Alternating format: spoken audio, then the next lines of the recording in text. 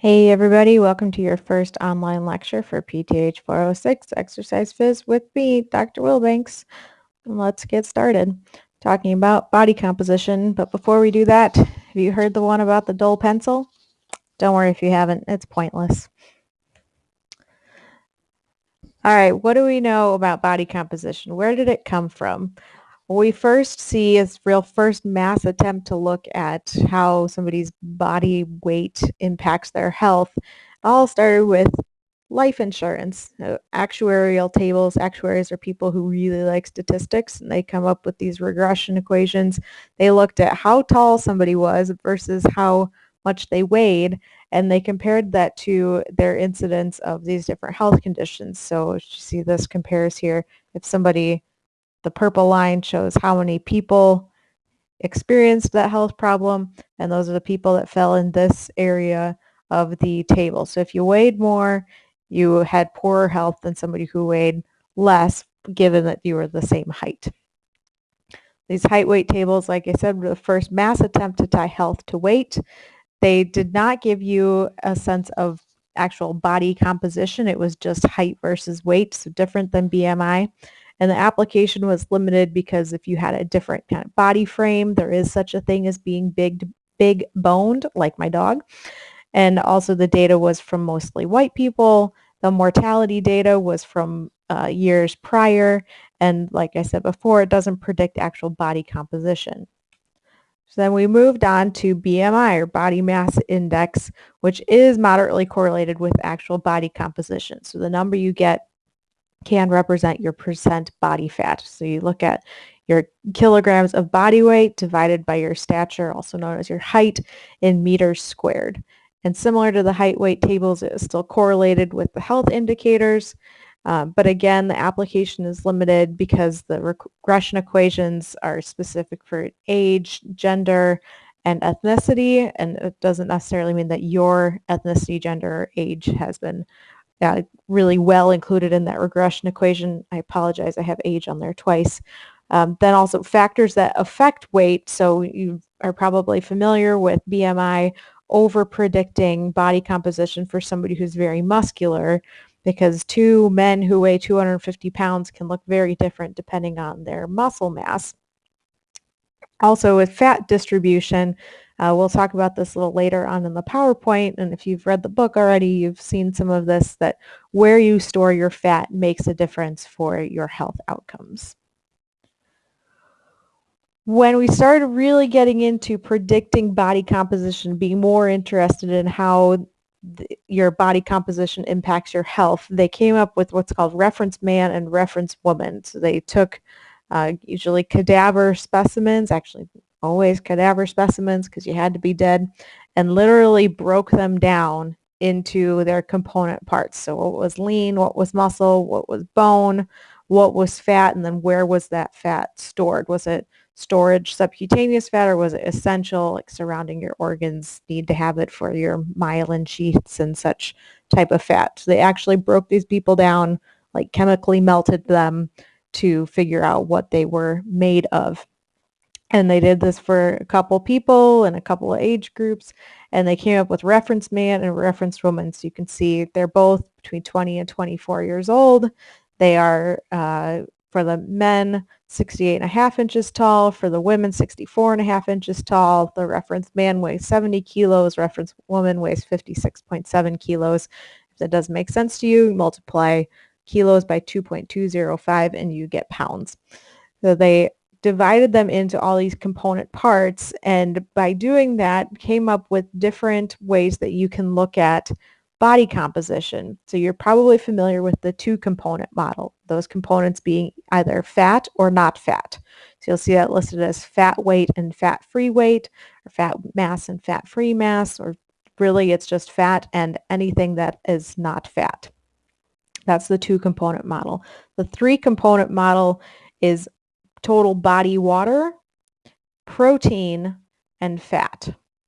The four-compartment model is total body water, protein, bone mineral, and fat. So the four-compartment model obviously gives you the most information, but it's also the one that takes the most time and is the most invasive to get that information. Other things that we assume with this reference man and reference woman and how they fit into some of the equations that we use for body composition, essentially reference male is going to be taller and heavier because the skeleton weighs more, has larger muscle mass, and lower body fat content than the female. Those are the assumptions that it's based on. And let me just say a little bit more about essential fat. That's what we're considering around the organs. So it's in the heart, lungs, liver, spleen, kidneys, intestines, within the muscles and lipid-rich tissues of the central nervous system like myelin sheaths, and in your bone marrow.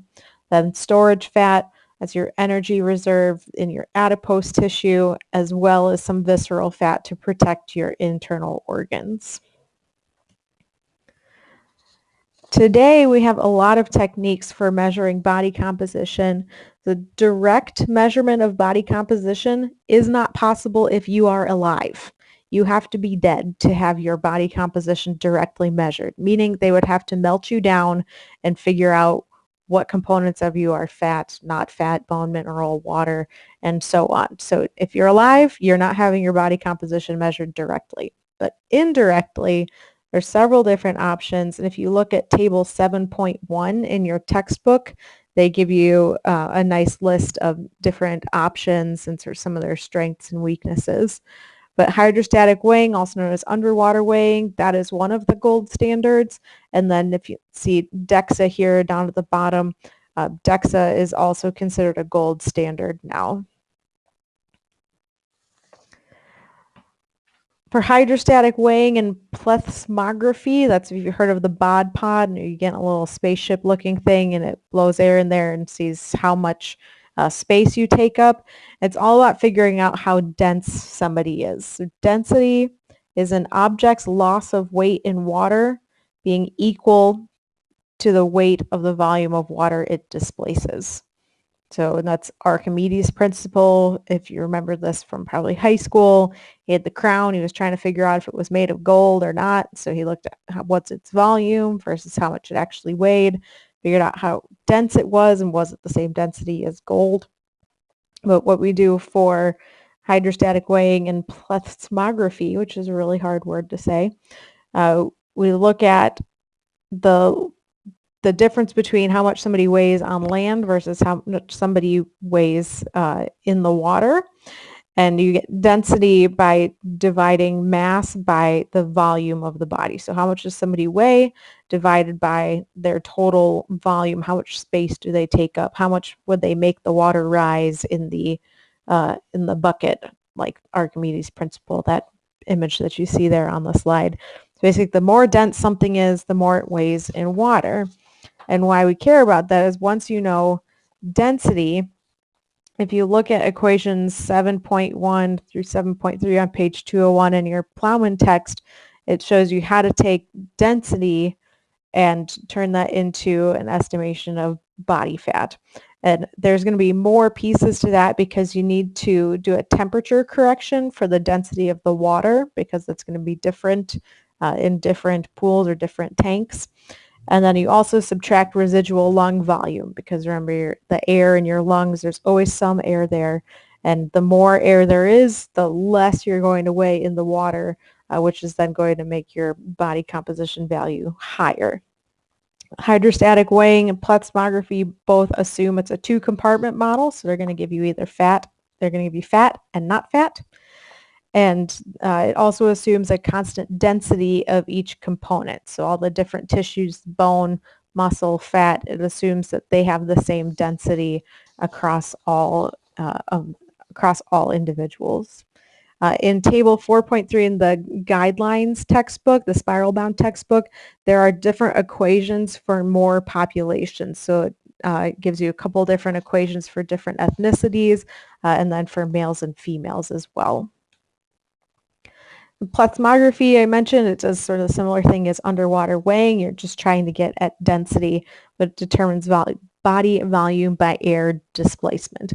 I have used one of these things several times. I find it to be a gigantic pain in the butt because it takes a really long time to calibrate. So if I really had to choose one of these gold standard models between the two, I'd pick underwater weighing, but actually my favorite is DEXA. So that's another story for a different day.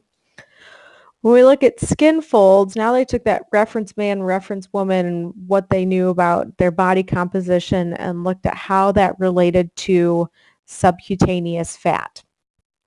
So if you look at that pinch that's shown right there, so they're going to take a pinch and it's going to get sort of a double fold of skin, fat, and there's going to be some water in there as well because that's within the fat.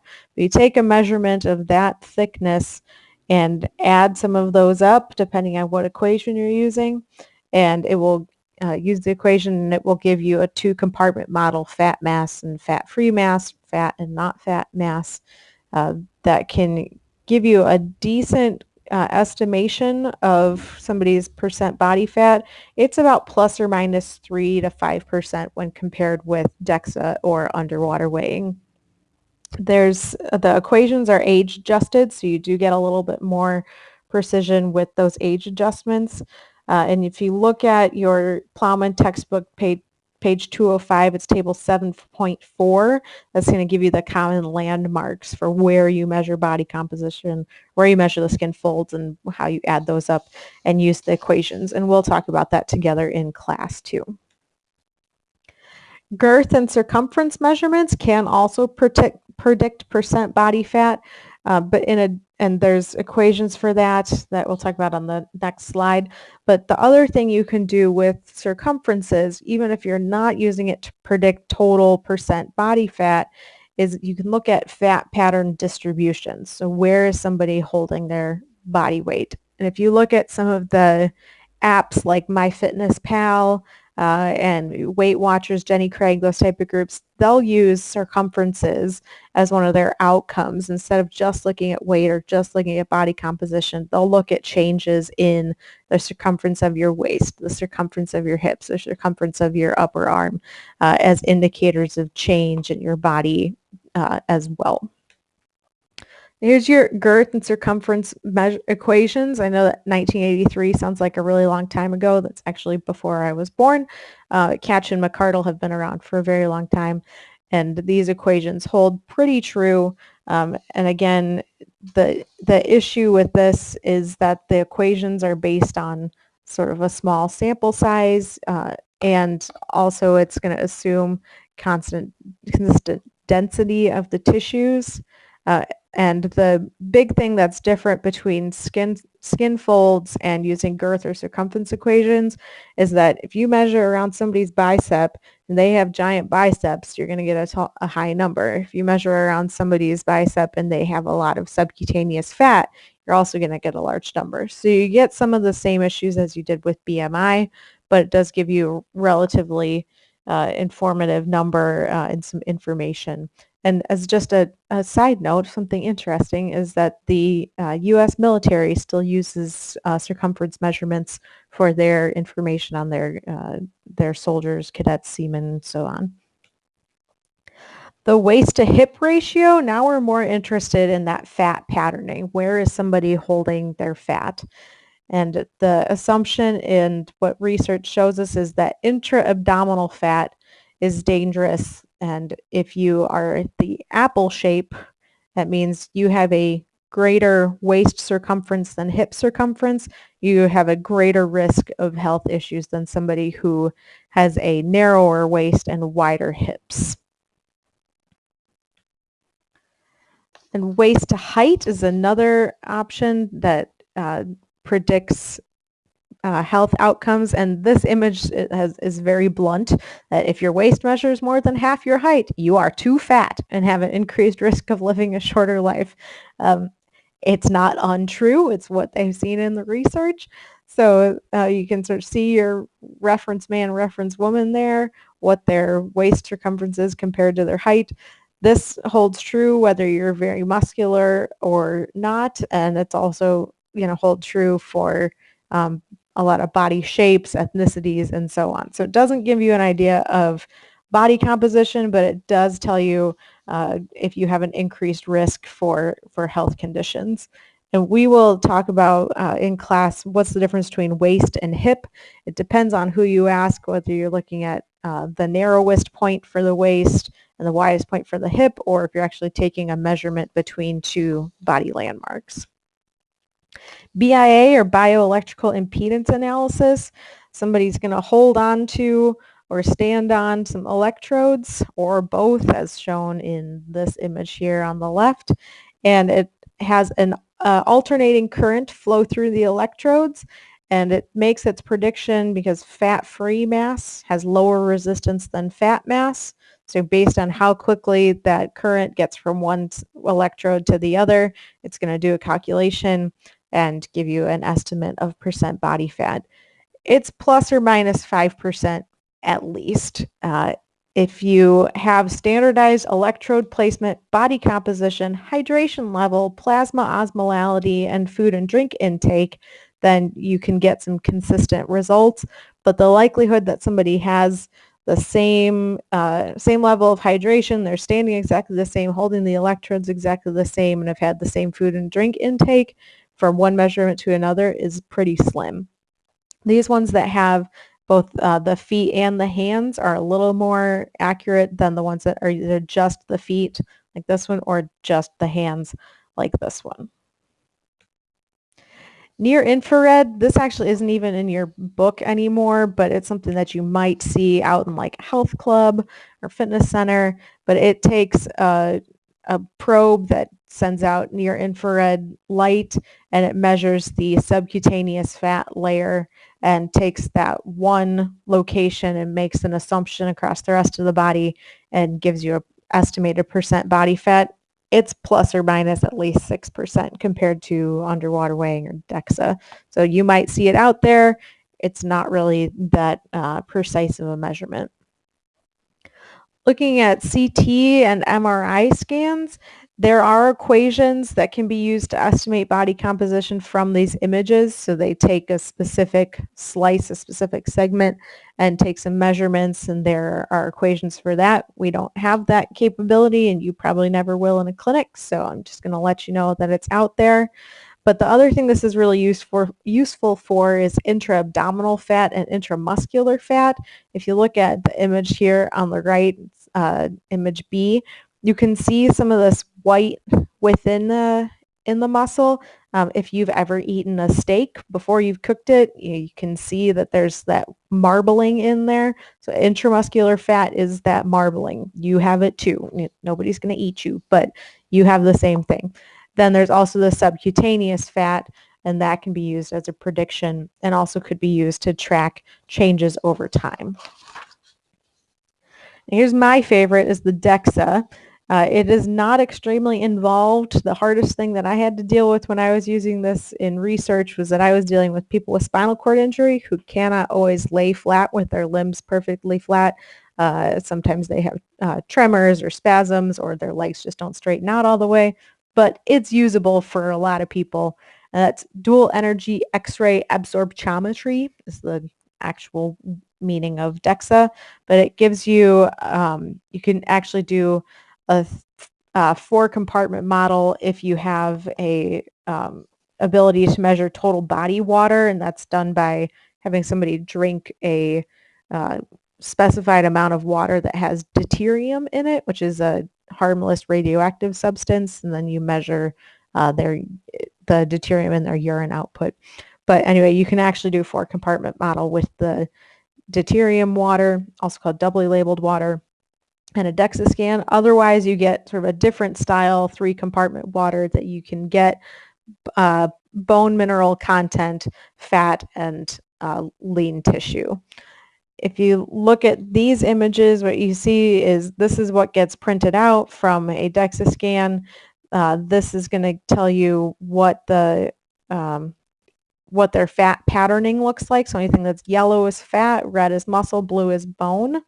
And then this image is what their sort of total outline would look like. And these lines that are on here are just something that you adjust within the program to tell the program, here's a hip, here's a shoulder, here's a neck, so on and so forth. These are 4 different people that all have the same BMI who've undergone DEXA. So you can see, I'm going to assume gentlemen on the left here because of the narrow pelvis and the excessive amount of musculature, but who knows, it could be a lady. But all the pink and red, that's all muscle. You see very, very little yellow. There's maybe a little at the hips and torso, a little up towards the neck, but generally a very, very lean person who has the same BMI as this, I'm going to say lady because of the wider pelvis, and I believe that those are boobs, has a lot more adipose tissue, a lot more fat tissue, and much less red muscle tissue or lean tissue than our person on the left. But all of these people have the same BMI, which just gives you and the BMI here is 35.6, so it gives them a obesity level BMI. But you can see this gives you a really vivid picture of how different four people with the same BMI can look. This is actually the same person over time, so they're followed from April of 2009 to July of 2009. And I'm going to assume they were dieting and exercising, and you can see if you look at this yellow fat layer, particularly around the hips and the torso, you see that it gets a little bit smaller at each one, especially if you compare the April to the July. You can see that has changed, and you maybe see a little increase in muscle mass, especially up in the arms from from April to July. So that shows you, even if you're not specifically looking at someone's percent body fat, because there's still going to be an error even with DEXA, you can look at that fat patterning and how they've changed over time. If we talk about fat patterning and fat distribution, what you usually find is most people hold their fat mass in their lower trunk. So if we look back at these images, you can see here's lower trunk, upper thigh is where the majority of that fat mass is at. Same in this picture, majority of the fat mass is in the lower trunk and the upper thigh. An upper trunk has some a higher percentage, then you're going to go down to calves, arms, and lower arms. So essentially, you're going to hold most of your adipose tissue towards the center of your body, and then you get some more out towards the edges. These are norms for body composition. These are general trends. This isn't a systematic evaluation that looked at, how much how good is that excellent or how poor is that poor category. It's really just dividing people out into these categories based on what do we see in the general population. And what I can't tell you is what year this is from, but across the years these have shifted up. So if you looked at how high your body composition percentage was, this number starts to get higher. All the numbers start to get higher. So at a lower, to be in the excellent category, you can have a higher percent body fat now because it's shifting over time, though it has leveled out. If you've read through the textbook already, it talks about how the obesity epidemic is definitely still alive and well, but the number of people who are obese seems to have leveled off somewhat. I just want to talk about a couple of terms here for the sake of clarity. The term overweight describes body weight that exceeds some average for stature and perhaps age, usually by a standard deviation unit or percentage. So overweight just means your body weight is greater than some reference number. It frequently accompanies an increase in body fat, but not always. So the gentleman on the bottom left corner here, if you'd like to tell him that he's overweight, you're more than welcome to, but I'm sure not going to tell it to his face. Over fat is defined by body fat that exceeds an age or gender appropriate average by a set amount. So overweight, it's just total weight. Over fat, you're actually looking at the amount of fat and does that exceed some average by a given amount. Now, obesity or obese is an overfat condition that accompanies a constellation of comorbidities. So If you look at the BMI classifications, you're overweight if your BMI is between 25 and 29, and you're obese if your BMI is between 30 and 39. Then you're starting to get into some of these different categories. Obesity 2, super obese, morbidly obese. It depends on whose table that you are looking at. The obesity syndrome, if you look in your textbook, they give you a table with some different uh, health conditions that are related to being obese, but there is this concept of the obesity syndrome that when somebody is obese, they present with this constellation of symptoms. So glucose intolerance, that's your glucose intolerance and insulin resistance goes along with type 2 diabetes here, so this is sort of a repetition. But dyslipidemia, that's your high cholesterol, high triglycerides, and so on. Hypertension, high blood pressure, elevated plasma leptin concentrations, and the reason that that's a thing to note is because if you're not sensitive to leptin, because it's such an elevated concentration in your blood, it's difficult to detect when you're actually satisfied with what you've eaten. So leptin says, hey, you've had enough to eat, you're full. If that level is constantly circulating at a high level, then it's difficult for people to detect when they're actually full. And also there is a connection between leptin levels and the onset of puberty. So somebody who is obese, they're likely to go through puberty earlier than somebody who has a lower level of body fat. So this, the visceral adipose tissue accumulation, it's dangerous to the internal organs. And the easy ones, probably you're at an increased risk for heart disease, heart attacks, atherosclerosis and such, and an increased risk for certain cancers. Here's the table from your book that I was referencing before. Other health risks, so they name some of the same things: diabetes, type 2 diabetes, insulin resistance, hypertension, heart disease, cancers, dyslipidemia. Then what they also mention is gallbladder disease, fertility issues, gout, digestive problems, kidney problems, liver problems, and stroke. So all go along with being overweight or obese. And just issues from the fat mass itself. I thought this was an interesting thing that your book included. So osteoarthritis because of excess weight, sleep apnea, that can be caused by excess weight pressing down on the throat and chest area during sleep is a cause of that sleep apnea. Then breathlessness and respiratory problems, low back pain, stretch marks, and congestive heart failure when you have so much intra-abdominal fat that your organs actually are being compressed by that fat mass. Right, that is all I have on this PowerPoint lecture for you. So make sure you've read through the book before you come to class, and we will have some activities to go through these concepts. You're welcome to bring questions, and I will see you all then. Have a great rest of the day.